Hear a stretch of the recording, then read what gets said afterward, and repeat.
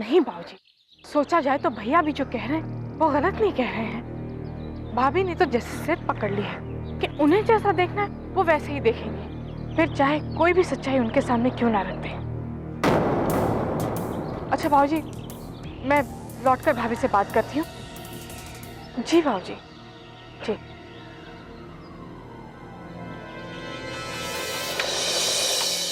ये देखो। क्या है?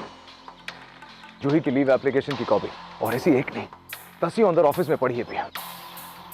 हर एप्लीकेशन जूही ने खुद साइन की है और हर एप्लीकेशन में यही लिखा है कि जूही घर जाना चाहती है, लेकिन मुझे याद नहीं है कि पिछले 3 या 4 महीनों से जूही एक बार भी घर लौटी हो। मेरी समझ में तो ये नहीं आ रहा राहुल कि कॉलेज वाले उसकी एप्लीकेशन मंजूर ही क्यों करते हैं। यही तो प्रॉब्लम है भैया। एडमिशन लेते वक्त प्रिंसिपल साहब से भैया ने खास परमिशन ली थी कि जब कभी जूही घर जाना चाहे उसे लीव दे दी जाए। इसी बात का फायदा उठाकर जूही लीव लेती रही, और अब तो कॉलेज में उसकी अटेंडेंस भी शॉर्ट है। नजरों से दूर क्या हुई? जूही ने फिर से वही सब कुछ शुरू कर दिया। भैया मैंने अंदर उसके बैच के कुछ स्टूडेंट्स के साथ बात की। सबका यही कहना है कि जूही कॉलेज के किसी वाइल्ड ग्रुप में शामिल हो गई। अब वो इस वक्त अपने उस ग्रुप के साथ बाहर पार्टी करने गई है या मामला कुछ और है, ये तो कोई नहीं जानता। मेरी समझ ये नहीं आ रहा भैया कि हम क्या करें, पुलिस को इन्फॉर्म करें या एक आध दिन और वेट करें। राहुल मेरी बात मानो तो उस कुमार से ही हम जूही का पता लगा सकते हैं। मैं तो कहती हूँ कि पुलिस में रिपोर्ट कर ही देते हैं। भैया please please for God sake, वो बहस फिर से शुरू मत करो, भूल जाओ उस आदमी को। देखो एक काम करते हैं, तुम घर वापस लौट जाओ, मैं 2-1 दिन यहाँ पे और इंतजार करके देख लेता हूँ, शायद कुछ पता चल जाए। ठीक है, अगर तुम रुकना चाहते हो तो मैं वापस लौट जाती हूँ।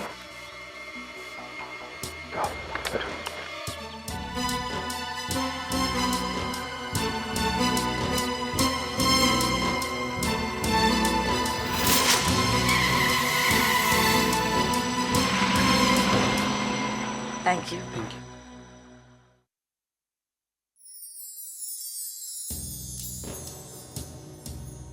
गार्गी,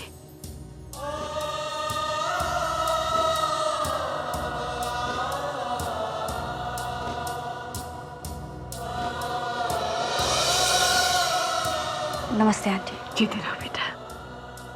ऋषभ भाई साहब अब कैसे हैं? काफी बेहतर है।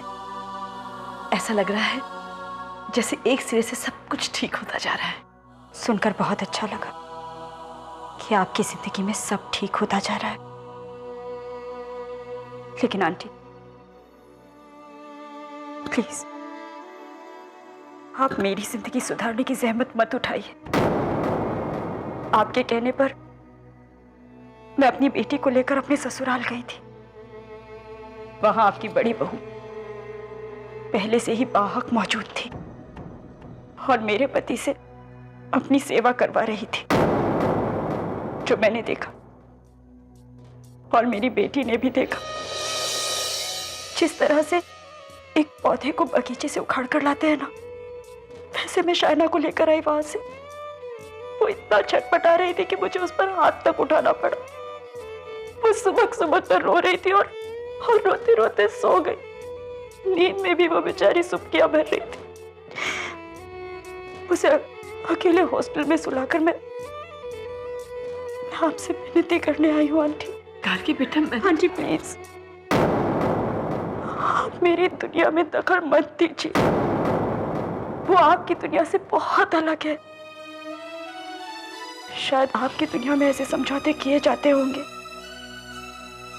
कि आपकी बहू आपके बेटे के होते हुए भी किसी मर्द दोस्त के घर जाकर रहे और आपको इस बात से एतराज नहीं होता होगा। लेकिन आंटी मेरी दुनिया में ऐसा होना असंभव है।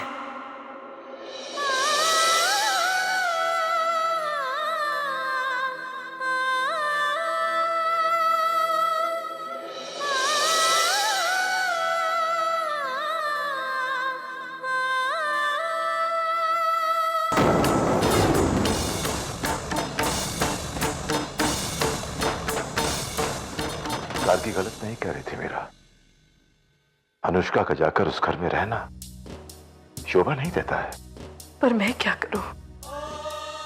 मेरी तो हिम्मत ही नहीं हुई बहू से आग तक मिलाने की। किसी से नहीं कहा, पर तुम्हारे सामने कह रही हूं, मेरा खुद अपने ऊपर से, अपने फैसलों पर से यकीन ही उठ गया है। मीरा, इससे पहले कि दुनिया बात करे, मैं बात करूंगा कैलाश से। Don't worry.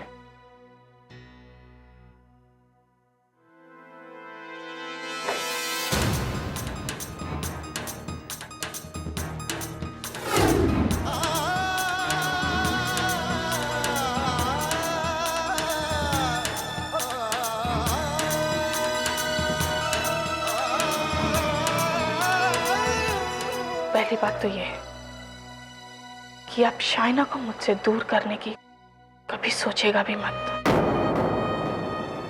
दूसरी बात ये भाभी कि अब आप अति कर रही हैं।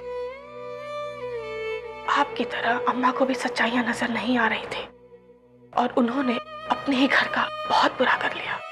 उन्होंने भी जेठानी जी और भैया के रिश्ते, जब तक तुम्हारा और मेरा अलग रिश्ता था तब तक रिश्ता था, लेकिन अब तुम अपने भाई की बहन बनकर बात कर रही हो।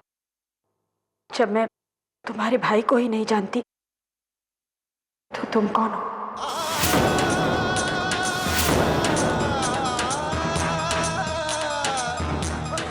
Excuse me.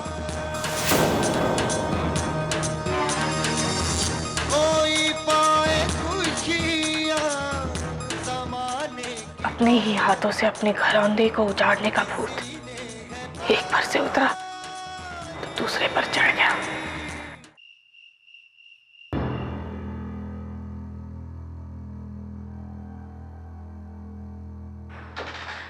प्रियंका बेटा, हम तुम्हारी राह देख रहे थे। मैं और तुम्हारे डैड थोड़ी देर के लिए घर जा रहे हैं, तुम यहाँ संभाल लोगे?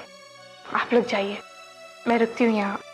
अरे देखिए, भाभी को प्रसाद देना भूल गई। वो मैं पूना से प्रसाद लेकर आई थी, महागणपति का। ऊपर जाकर जेठ जी के मुंह को भी छुला आती हूँ। प्रियंका, अगर तुम अपने जेठ जी के लिए कुछ करना चाहती हो तो अनुष्का को जाकर समझाओ कि अपने घर में आकर रहे। डैड, अब अपने का लेबल लगाने से कोई अपना तो नहीं हो जाता ना। उस घर को पहले अपना हो जाने दीजिए। जेठानी जी खुद ब खुद लौट आएंगे और वो घर कितना अपना है और कितना गैर, ये तो जेठ जी के होश में आने के बाद ही तय होगा। पर अब मैं कह रहा हूं ना, माफ कीजिएगा डैड, पर पिछले दिनों वो घर आपके या अम्मा के बस में कहाँ रहा? रमन, प्रियंका ठीक कह रही है। एक और बात कहना चाहती हूँ, सुनने में शायद आप लोगों को गलत लगे, पर यकीन कीजिए मेरा वो फैसला सही है। फिलहाल उस घर में मैं भी वापस नहीं आने वाली। जितने लोगों के सामने मुझे उस घर से निकाला गया था, उतने ही लोगों के सामने मैं उस घर में वापस दाखिल होंगी। बाकी सब तो है, पर मैं चाहती हूँ कि मुझे जेठ जी भी वहां खड़े हुए नजर आए जब मैं उस घर में कदम रखूं। और ये मेरा अपने आप से वादा है अम्मा। अगर तुम्हें लगता है कि तुम ठीक कर रही हो तो फिर ठीक है। अब राहुल तो हमारे साथ उस घर में रहेगा ना, या फिर? ऑफ कोर्स डैड, राहुल उसी घर में रहेगा, लेकिन सिर्फ आज रात नहीं। आज रात वो किसी बहुत जरूरी काम से पूना में ही रहेंगे। प्रियंका, राहुल अगर पूना में है तो उसे कह दो कि एक बार कॉलेज जाकर जूही से मिलकर ही आए। वो तो पढ़ाई में इतनी मगन हो गई है कि यहाँ के बारे में कोई खबर ही नहीं लेती। पर एक बात, राहुल से कहना जूही को यहाँ के बारे में कुछ ना बताए।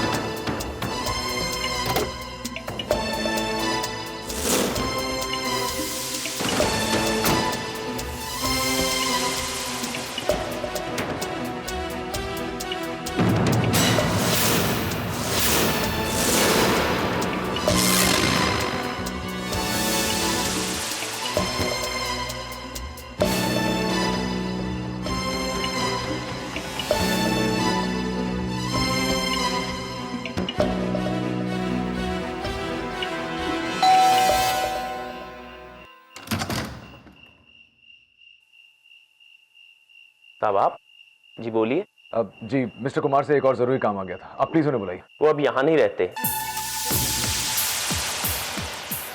व्हाट? यहाँ नहीं रहते? क्या मजाक कर रहे हैं आप? आज दिन ही में तो उनसे मुलाकात करके गया था। हाँ, आपसे मिलने के बाद ही अचानक वो दोपहर में घर छोड़ के चले गए। भाड़े पे रहते थे ना।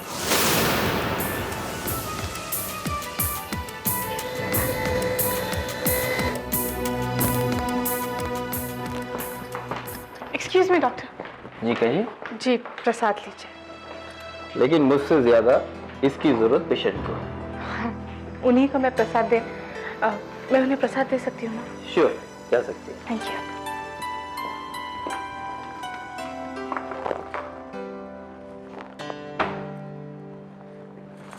पेशेंट कैसे हैं?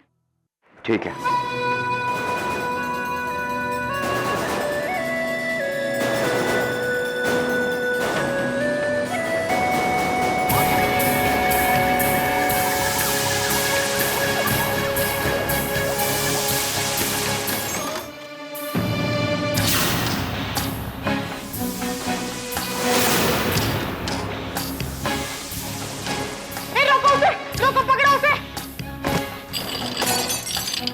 इसी आदमी ने ऋषभ लामा पर गोली चलाई है, इसे छोड़ना नहीं। पकड़ो उसे। छोड़ना नहीं। डॉक्टर से कही कि फौरन ऋषभ लामा को चेक करें। अभी एक आदमी उनके रूम में घुस आया था। प्लीज।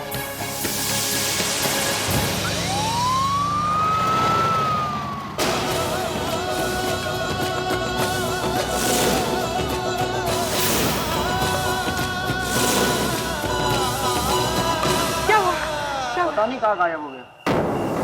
गायब हो गया? गायब होगा क्या? क्या मतलब है? तुम लोग उसके पीछे पीछे ही तो थे। मैडम, जब हम इस तरफ मुड़े तो वो यहाँ कहीं दिखाई नहीं दिया। और वो सिक्योरिटी वाले कह रहे कि यहाँ से कोई गया ही नहीं। यहाँ से कोई नहीं गया? इसका मतलब वो आदमी, उसे अभी इसी हॉस्पिटल में होना चाहिए। तो तुम लोग यहाँ खड़े खड़े डिस्कस क्या कर रहे हो? जाओ जाके हॉस्पिटल सील कर दो।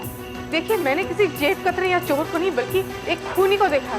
और अगर आप लोग ये चाहते हैं कि मैं कमिश्नर साहब से बात करके उनसे आपको ऑर्डर्स दिलवाऊं तो मैं वो भी कर सकती हूँ। मैडम रुकिए, कमिश्नर साहब से बात करने की जरूरत नहीं है, हम पूरी कार्रवाई करते हैं। और क्या कार्रवाई करेंगे आप? हम पूरी तरह से हॉस्पिटल को सील कर देंगे और हॉस्पिटल का चप्पा चप्पा छान कर उसे कहीं ना कहीं ढूंढ निकालेंगे। तो प्लीज जाइए। तुम लोग एक काम करो, तुम लोग यहाँ देखो, चलो अंदर।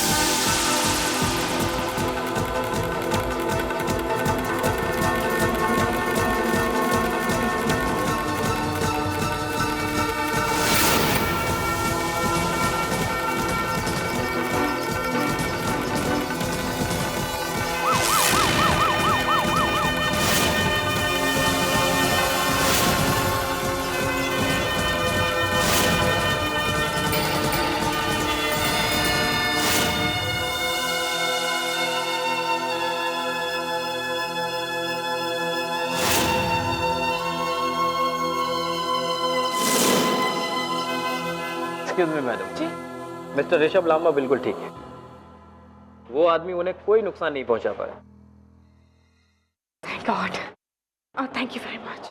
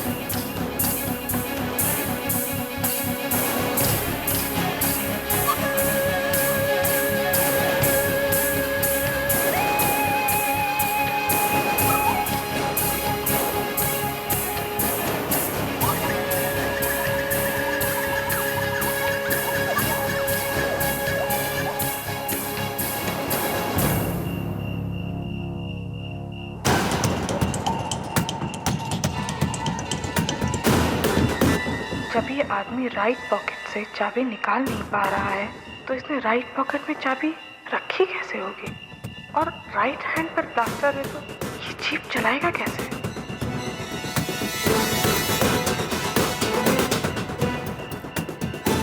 एक्सक्यूज मी, सुनिए।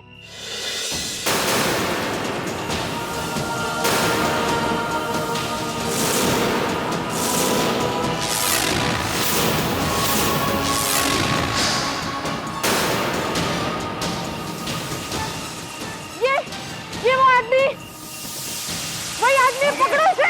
क्या देख रहे हैं? पकड़ो। अरे उसे भागने मत दो।